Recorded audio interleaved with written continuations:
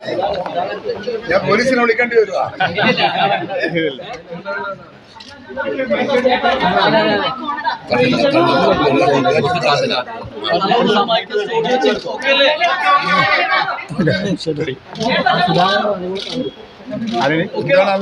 അനുനയിപ്പിക്കാൻ എത്തിയാണോ? മുരളീധരനെ അനുനയിപ്പിക്കാൻ എത്തിയാണോ? ശേഷം കുറച്ച് കാര്യങ്ങൾ തൃശ്ശൂർ തെരഞ്ഞെടുപ്പ് തോൽവിക്ക് ശേഷം പൊതുരംഗം വിടുകയാണെന്നൊക്കെയാണ് കെ മുരളീധരൻ നേരത്തെ പറഞ്ഞത്. അതിന്റെ പശ്ചാത്തലത്തിലാണോ താങ്കൾ അദ്ദേഹത്തെ കാണാൻ വന്നത്? അതിന്റെ ഒരു ബാധ്യതയല്ലേ കോൺഗ്രസിന്റെ ഇത്രയും സീനിയറായ ഒരു നേതാവിന് അങ്ങനെ ഒരു പ്രശ്നം ഉണ്ടായാൽ അദ്ദേഹത്തെ കാണുക, അദ്ദേഹത്തെ അനുനയിപ്പിക്കുക, അതെന്റെ ഒരു ഉത്തരവാദിത്തല്ലേ? ആ ഉത്തരവാദിത്തമാണ് ഞാൻ നിർവഹിച്ചത്. ആ പറഞ്ഞാൽ നിങ്ങൾക്ക് പറയാൻ പറ്റില്ല. അങ്ങനെ ഒരു ബുദ്ധിയാണ് രാഷ്ട്രീയ തിരിച്ചുവരുമോ? അത് വരുത്തിക്കും നമ്മൾ, അതിൽ തർക്കമൊന്നും വേണ്ട. അദ്ദേഹം തൽക്കാലം മാറി നിൽക്കുക പറയുന്നത്. ഓഫറൊന്നുമില്ല, അങ്ങനത്തെ ഓഫറൊന്നും നിങ്ങൾക്ക് പറയില്ല. എന്ത് പറഞ്ഞാലും കഴുത്ത് പൊട്ടിയാലും പറയില്ല. പക്ഷെ അദ്ദേഹം നമുക്ക് ഒരു രാഷ്ട്രീയ പാർട്ടിക്ക് ഒരു പ്രവർത്തന ശൈലിയുണ്ട്.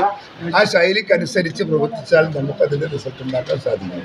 I am fully confident about it. Muraleedharan നമ്മൾ പാർട്ടിയുടെ നേതാവായി തന്നെ തുടരും. ഒരു പരിഹാരക്രിയ എന്തെങ്കിലും വേണ്ടേ? ഒരു പരിഹാരക്രിയ വേണ്ട. അത് പാർട്ടി തീരുമാനിക്കും.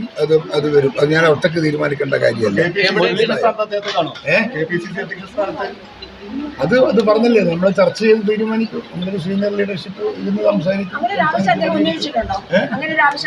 ഇല്ല, അദ്ദേഹം ഒരാവശ്യം ഉന്നയിച്ചിട്ടില്ല. അദ്ദേഹം ഒരു കാര്യവും ചോദിച്ചിട്ടില്ല. ഞാനായി അങ്ങോട്ട് സംസാരിച്ചു, നമ്മൾ അനുനയിപ്പിച്ചിട്ട് പോകും.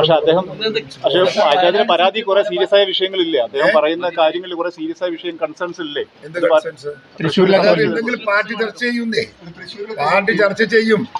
ഇവിടെ ഇപ്പം ആ ഒരു തോൽവി ഉണ്ടായതിൻ്റെ അകത്ത് സംഘടനാ രംഗത്തുള്ള പല പാളിച്ചയുണ്ട്.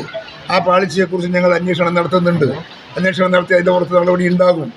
അതൊന്നും നിങ്ങൾ പരിശോധിക്കേണ്ട കാര്യമല്ല, നമ്മൾ ഉത്തരവാദിത്തമല്ലേ?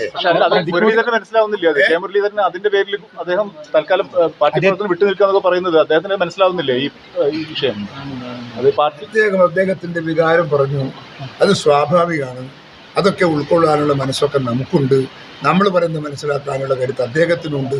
ആ നിലവിൽ പ്രശ്നമായിട്ട് ഞങ്ങൾ കാണുന്നില്ല. ഇപ്പം പിന്തിരിച്ചു നിന്നിട്ടുണ്ട്.